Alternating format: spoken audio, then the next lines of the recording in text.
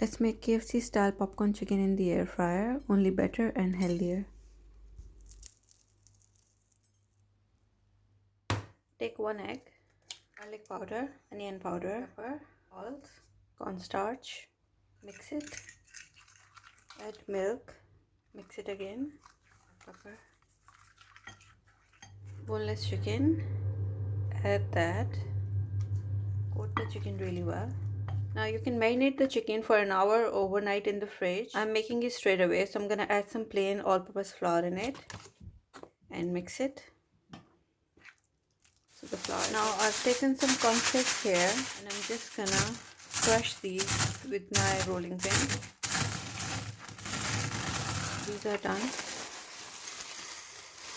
Now take your chicken pieces and roll them into cornflakes, coat them really well. These are ready. Oil spray the chicken really well. Take your air fryer basket and place all the chicken pieces in there. These are gonna go in the air fryer 200 degrees Celsius for about 12 to 15 minutes.